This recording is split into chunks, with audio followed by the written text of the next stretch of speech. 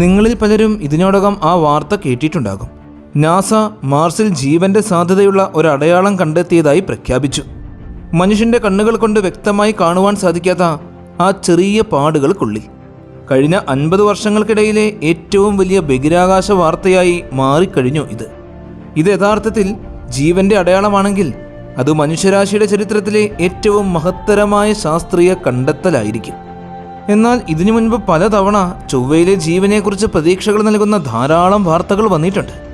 അപ്പോൾ ഇത്തവണ നമ്മൾ കേട്ട ഈ വാർത്ത സത്യമായിരിക്കുമോ? നമുക്കൊരുമിച്ച് അന്വേഷിക്കാം. പെർസീവറൻസ് റോവർ മാർസിൽ കണ്ടെത്തിയത് എന്താണെന്നും എന്തുകൊണ്ടാണ് ശാസ്ത്രജ്ഞന്മാർ ഇതിനെക്കുറിച്ച് ഇത്ര ആവേശത്തോടെ സംസാരിക്കുന്നത് എന്നും ഈ പ്രപഞ്ചത്തിൽ നമ്മൾ ഒറ്റയ്ക്കല്ലെന്ന ശാസ്ത്രീയമായി തെളിയിക്കുവാൻ ഇനി എത്ര ദൂരം മുന്നോട്ട് പോകേണ്ടതുണ്ട് എന്നും.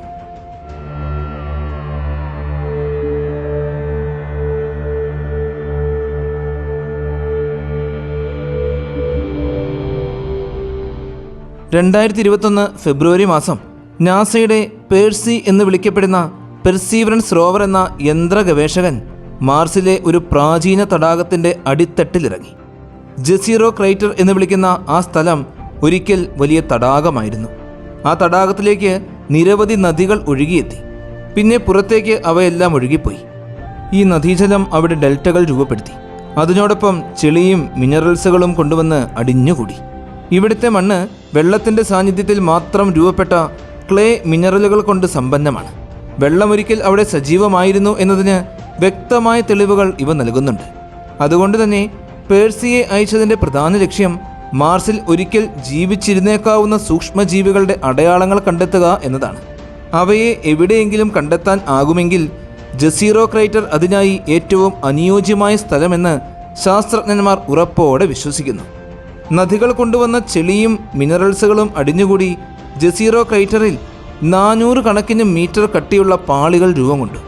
ഇവ ഭൂമിയിൽ നമുക്ക് കാണുവാൻ സാധിക്കുന്ന സെഡിമെൻ്ററി പാറകളെ പോലെ തന്നെ പഴയ കാലാവസ്ഥയും പരിസ്ഥിതിയെയും കുറിച്ചുള്ള രേഖകൾ സൂചിപ്പിക്കുന്നുണ്ട്.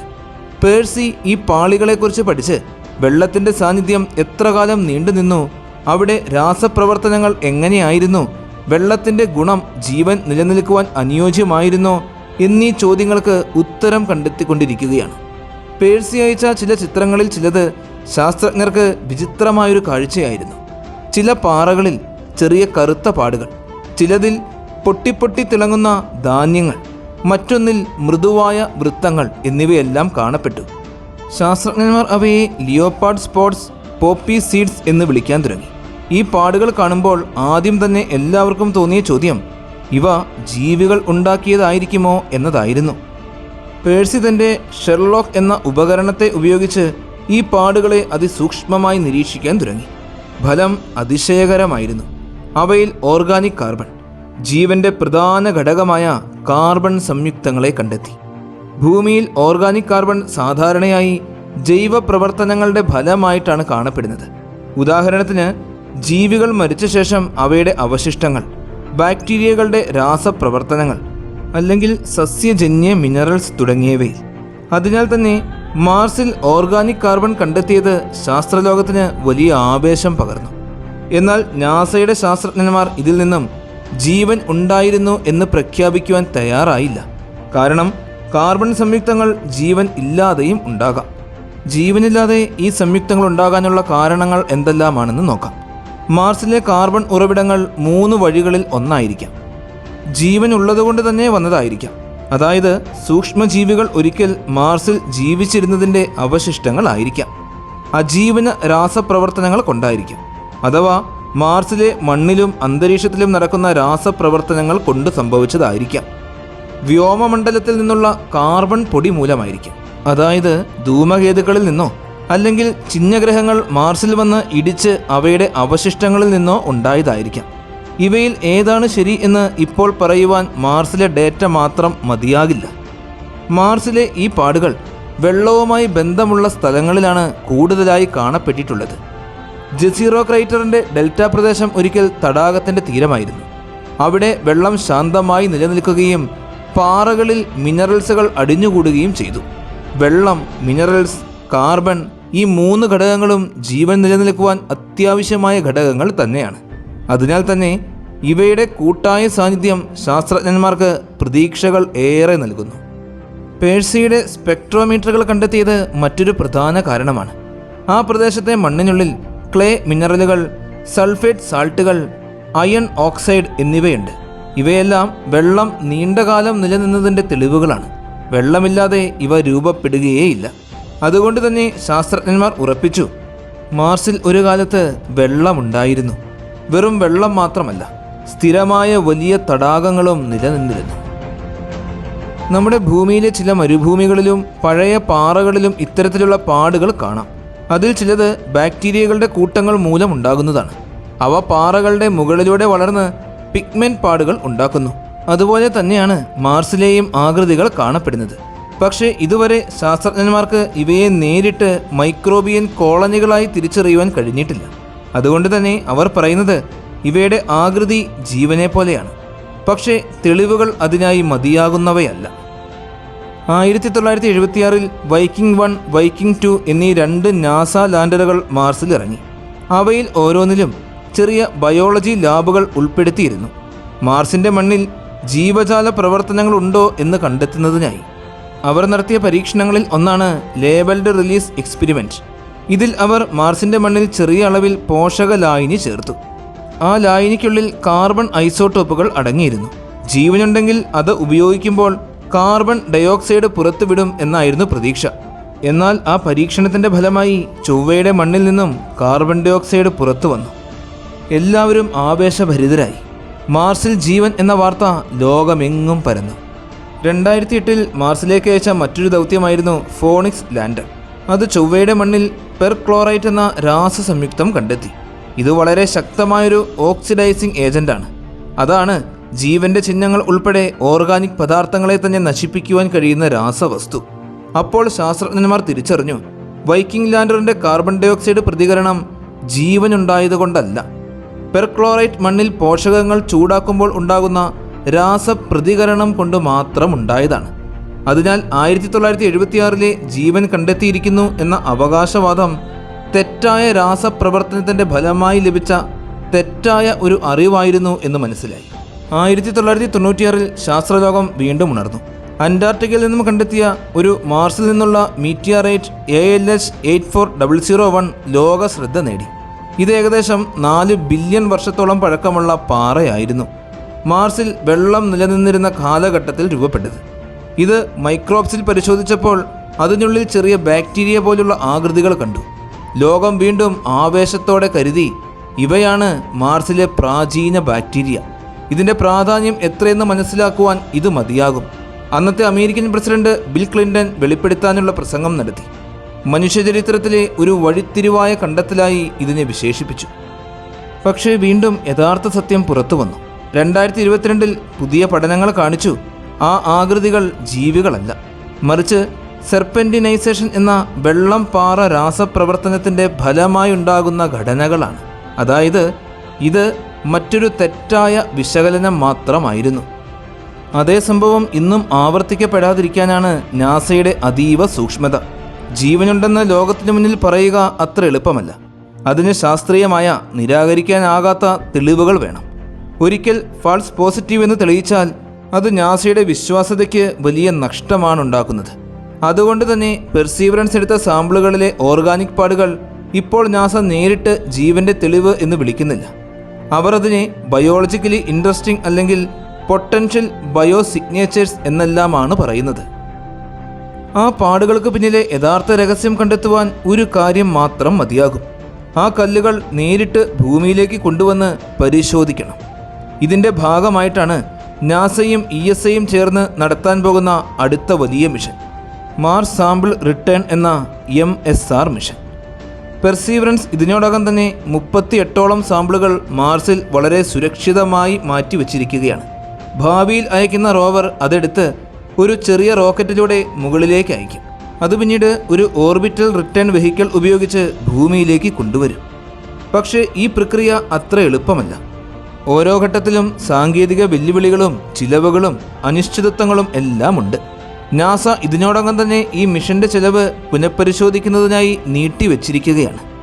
നമ്മുടെ മുൻപിൽ നമുക്കുറപ്പുള്ള 2 കാര്യങ്ങൾ മാത്രമാണുള്ളത്. മാർസിൽ ഒരു കാലത്ത് വെള്ളമുണ്ടായിരുന്നു. മാർസിന്റെ മണ്ണിൽ ജീവന് വളരുവാൻ അനുയോജ്യമായ പല രാസഘടനകളും ഇന്നും അവശേഷിക്കുന്നുണ്ട്. ജീവനുണ്ടായിരുന്നു എന്നതിന് ഇതുവരെ തെളിവുകൾ ലഭിച്ചിട്ടില്ല. പക്ഷേ ജീവനുണ്ടാകാൻ സാധ്യതയുള്ളതായി പല തെളിവുകളും ഓരോ മിഷനോടൊപ്പവും നമുക്ക് ലഭിച്ചുകൊണ്ടേയിരിക്കുന്നു. ഒരു ദിവസം, അതും ഈ അടുത്ത കാലത്ത് തന്നെ, മാർസിൽ നിന്നുള്ള ഒരു കല്ല് വളരെ അത്ഭുതത്തോടെ മനുഷ്യൻ മൈക്രോസ്കോപ്പിൽ നോക്കി പറയുന്ന ദിനം വരും. ഇത് ജീവനാണ്. ഇനി നടക്കാൻ പോകുന്നത് മനുഷ്യൻ മാർസിൽ നിന്നും ജീവിതം കൊണ്ടുവരുന്ന ദൗത്യമാണ്. ഇത് മനുഷ്യകുലത്തിൻ്റെ ചരിത്രത്തിലെ ഏറ്റവും മഹത്തായ ശാസ്ത്രയാത്രയായിരിക്കും. മറ്റൊരു ഗ്രഹത്തിൽ നിന്നുള്ള പാറ, മണ്ണ്, ധൂളി എന്നിവയെ ഭൂമിയിലേക്ക് തിരികെ കൊണ്ടുവരിക. ഇതുവരെ മനുഷ്യൻ ഒരിക്കലും ചെയ്തിട്ടില്ലാത്ത കാര്യമാണിത്. നാസയും ESAയും ചേർന്ന് രൂപകൽപ്പന ചെയ്യുന്ന ഈ പദ്ധതിയാണ് മാർസ് സാമ്പിൾ റിട്ടേൺ മിഷൻ. ഇത് പെർസീവറൻസ് റോവർ ഇതിനോടകം ശേഖരിച്ചിട്ടുള്ള പാറ സാമ്പിളുകൾ തിരികെ കൊണ്ടുവരുന്നതിനുള്ളതാണ്. ഈ ദൗത്യം ഒരൊറ്റ റോക്കറ്റിൽ പൂർത്തിയാക്കാനാകുന്നതല്ല. ഇത് 3 ഘട്ടങ്ങളായിട്ടാണ് നാസ ആലോചിക്കുന്നത്. ആദ്യത്തേത് സാമ്പിൾ ക്യാച്ചിങ്. പെർസീവറൻസ് ഇപ്പോൾ ജസീറോ ക്രൈറ്ററിലെ പാറകളിൽ നിന്നും സാമ്പിളുകൾ എടുത്ത് പ്രത്യേകം ടൈറ്റാനിയം ട്യൂബുകളിൽ സീല് ചെയ്യുകയാണ്. ഓരോ ട്യൂബും മാർസിൻ്റെ പൊടിയും കിരണങ്ങളുമെല്ലാം തടയുന്ന തരത്തിൽ മിനുസമുള്ള രീതിയിലാണ് പൂട്ടിയിരിക്കുന്നത്. ഈ ട്യൂബുകൾ മാർസിൻ്റെ മണ്ണിൽ നിശ്ചിത സ്ഥലങ്ങളിൽ വെച്ചിരിക്കുന്നു, ഭാവിയിൽ റോവർ എത്തുമ്പോൾ എളുപ്പം ശേഖരിക്കുന്നതിനായി. അടുത്ത ഘട്ടം സാമ്പിൾ റിട്രീവലാണ്. ഈ ഘട്ടത്തിൽ സാമ്പിൾ റിട്രീവൽ ലാൻഡർ എന്നൊരു റോവർ മാർസിലേക്ക് അയക്കും. അതിനോടൊപ്പം ഒരു ചെറിയ ഹെലികോപ്റ്ററും ഉണ്ടായിരിക്കും, പെർസീവറൻസിൻ്റെ ഇൻജിന്യൂറ്റിയെ പോലെ. ഈ റോവർ പെർസീവറൻസ് ഒരുക്കി വച്ചിരിക്കുന്ന ട്യൂബുകൾ കണ്ടെത്തി അവയെ മാർസ് അസറ്റ് വെഹിക്കിൾ എന്ന ചെറിയ റോക്കറ്റിൻ്റെ ഉള്ളിൽ വയ്ക്കും. അടുത്ത ഘട്ടം മാർസിൽ നിന്നും ഭൂമിയിലേക്കുള്ള യാത്രയാണ്. മാർസ് അസറ്റ് വെഹിക്കിൾ മാർസിൻ്റെ ഭ്രമണപഥത്തിലേക്ക് ഉയരും. ഇതായിരിക്കും മനുഷ്യചരിത്രത്തിൽ ആദ്യമായി മറ്റൊരു ഗ്രഹത്തിൽ നിന്നുള്ള വസ്തു മുകളിലേക്ക് ഉയർത്തിക്കൊണ്ടുവരുന്ന നിമിഷം. അവിടെ എർത്ത് റിട്ടേൺ ഓർബിറ്റർ എന്ന ESAയുടെ ബഹിരാകാശ പേടകം അത് പിടിച്ചെടുത്ത് അതിൻ്റെ ഉള്ളിൽ സുരക്ഷിതമായി സീൽ ചെയ്യും. പിന്നീട് ദീർഘദൂര യാത്ര കഴിഞ്ഞ് ഭൂമിയിലേക്ക് തിരികെ എത്തും. ഭൂമിയിലിറങ്ങുമ്പോൾ അതിനെ നാസയുടെ സാമ്പിൾ റിസീവിംഗ് ഫെസിലിറ്റി എന്ന അത്യന്തം സുരക്ഷിതമായ ബയോലാബിലേക്ക് കൊണ്ടുപോകും. ശാസ്ത്രജ്ഞന്മാർക്ക് ഈ സാമ്പിളുകൾ വഴി അനവധി കാര്യങ്ങൾ പഠിക്കുവാൻ സാധിക്കും. പാറകളിൽ കുടുങ്ങിയ കാർബൺ അണുക്കളിൽ ജീവജലമുണ്ടോ അതോ രാസപ്രവർത്തനങ്ങളുടെ ഫലമാണോ? ഓർഗാനിക് പാടുകൾക്ക് ചുറ്റുമുള്ള മിനറൽ ഘടനകളിൽ ജീവൻ്റെ സ്വാധീനമുണ്ടോ? മാർസിൻ്റെ അന്തരീക്ഷത്തിന് എപ്പോഴാണ് ജലം നഷ്ടമായത്? ഈ പഠനങ്ങൾക്കായി അത്യാധുനിക ഉപകരണങ്ങൾ ഉപയോഗിക്കും. നാനോമീറ്റർ തലത്തിലുള്ള scanning, isotopic analysis, carbon isotope പരീക്ഷണം എന്നിവയെല്ലാം നടത്തും. മനുഷ്യൻ്റെ ഏറ്റവും വലിയ സ്വപ്നമായ ഈ വലിയ ദൗത്യത്തിന് വലിയ വിലയുമുണ്ട്. നാസയുടെ പ്രാഥമിക കണക്ക് പ്രകാരം ഏകദേശം $11 ബില്യൺ വരെ ഇതിന് ചിലവാകും. അതുകൊണ്ട് തന്നെ ഈ പ്രോജക്റ്റ് നിലവിൽ പുനഃപരിശോധനയിലാണ്. ചില ഘട്ടങ്ങൾ ചുരുക്കുവാനും ചിലതിനെ ESA ഏറ്റെടുക്കുവാനുമാണ് നാസ ആലോചിക്കുന്നത്. 2028-2031 കാലഘട്ടത്തിലാണ് ഇപ്പോൾ ദൗത്യം ലക്ഷ്യമിടുന്നത്. പക്ഷേ ഇത് മുന്നോട്ട് നീക്കും എന്ന ആശങ്കയുമുണ്ട്. മനുഷ്യരുടെ ശാസ്ത്രചരിത്രം ഇതുവരെ അനേകം വിപ്ലവങ്ങളെ കണ്ടിട്ടുണ്ട്. ഗലീലിയോ ഗലീലിയുടെ ടെലസ്കോപ്പ്, ഡാർവിൻ്റെ ഒറിജിൻ ഓഫ് സ്പീഷ്യസ്, DNA കണ്ടെത്തൽ. പക്ഷേ മറ്റൊരു ഗ്രഹത്തിൽ നിന്നുള്ള ജീവൻ്റെ തെളിവ് കിട്ടിയാൽ അത് മനുഷ്യകുലത്തിൻ്റെ ഏറ്റവും വലിയ ബുദ്ധിപരമായ വിപ്ലവമായിരിക്കും. ഭൂമിയിലെ ജീവൻ ഒരു യാദൃശ്ചികതയല്ലെന്നും ബഹിരാകാശം ജീവനെ വളർത്താനുള്ള സ്വാഭാവിക സംവിധാനമാണ് എന്നുമെല്ലാം തെളിയും. പെർസീവറൻസ് ഇപ്പോൾ മാർസിൽ ഒരിക്കലും വിചാരിക്കാത്ത മൗനത്തിലാണ് പ്രവർത്തിക്കുന്നത്. തനിച്ചാണെങ്കിലും അതിൻ്റെ ഓരോ കാൽപ്പാടും മനുഷ്യബുദ്ധിയുടെ പരിധികളെ പുനർനിർവചിക്കുന്നു. ഒരു ദിവസം ആ ചെറിയ ട്യൂബുകളിൽ ഒന്നിൽ നിന്നും ഒരു സൂക്ഷ്മകോശം, പ്രപഞ്ചത്തിലെ 2ാമത്തെ ജീവൻ, നമ്മുടെ മൈക്രോസ്കോപ്പിനുള്ളിൽ തെളിഞ്ഞു കാണാം.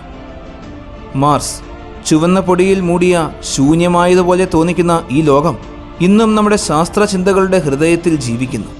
നാസയുടെ പെർസീവറൻസ് റോവർ കണ്ടെത്തിയ ചെറിയ ഓർഗാനിക് പാടുകൾ കാഴ്ചയ്ക്ക് വളരെയേറെ ചെറുതാണെങ്കിലും മനുഷ്യൻ്റെ ഏറ്റവും വലിയ ചോദ്യത്തിൻ്റെ വാതിൽ തുറന്നിരിക്കുന്നു.